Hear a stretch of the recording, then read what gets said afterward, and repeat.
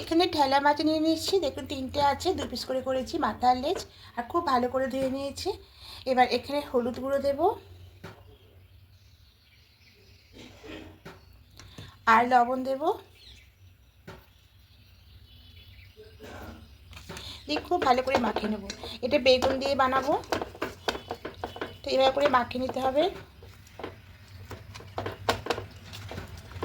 আর এই মাছটা খেতে একদম ইলিশ মাছের মতো।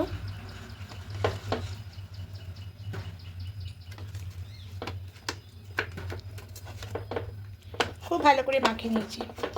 একটা মশলা করে নেব, এখানে কয়েক টুকরো নেব আদা, নেব শুকনো লঙ্কা,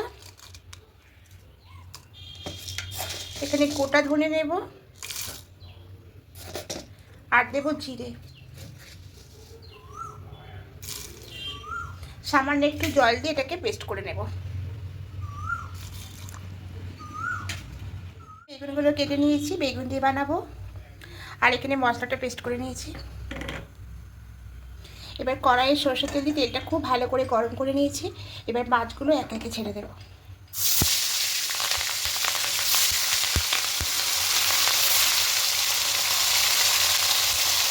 এবার ওপাশ উল্টে নেব।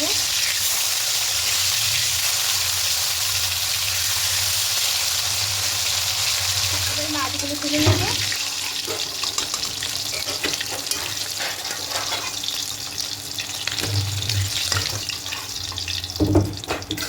বাকিগুলো দিয়ে দেব।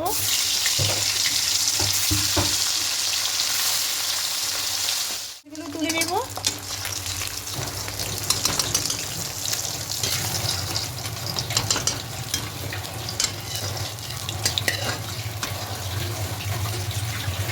এবার এই তেলের মধ্যে কালো জিরা ফোড়ন দেব।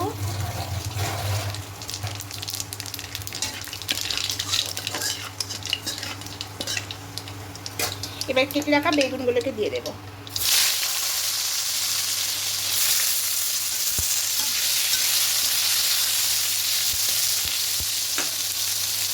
বেগুনের মধ্যে লবণ দেবো, একবারে ছোটোর মতো লবণটা দিয়ে দেবো, আর হলুদ গুঁড়ো দেবো।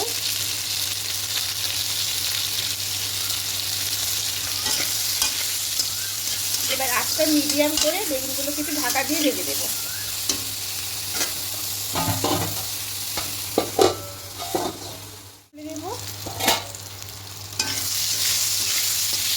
বেগুনগুলো ভাজা হয়ে গেছে।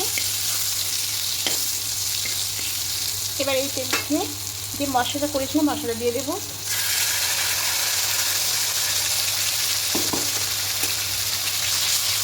খুব ভালো করে সব কিছু কষিয়ে নেব।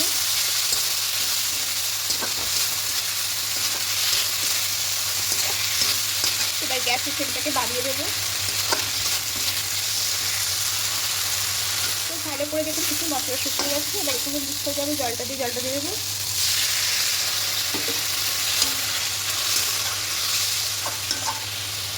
আর একটু জল দেবো।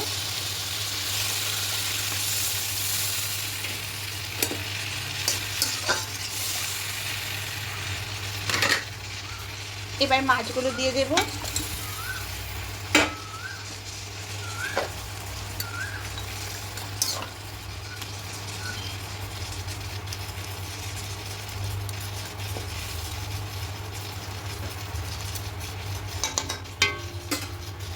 এবার ঢাকা দিয়ে কিছুক্ষণ হতে দেবো। খুলে নেব।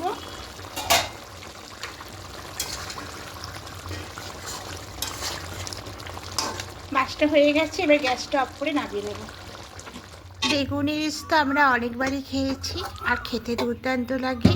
আর এই মাছটা বেগুন দিয়ে বানালে একদম ইলিশ মাছের মতোই খেতে লাগে। আর যদি বন্ধুরা আমার এই রেসিপিটি ভালো লেগে থাকে অবশ্যই কমেন্টে জানাবেন, লাইক করে দেবেন। আর যারা নতুন বন্ধুরা দেখছেন এখনও পর্যন্ত সাবস্ক্রাইব করেননি তাদের কাছে অনুরোধ রইল সাবস্ক্রাইব করে পাশে থাকার জন্য। আমিও আপনাদের পাশে থাকবো, আবার কোনো রেসিপি নিয়ে চলে আসবো। আপনারা ভালো থাকবেন, সুস্থ থাকবেন। আজকের মতো টাটা।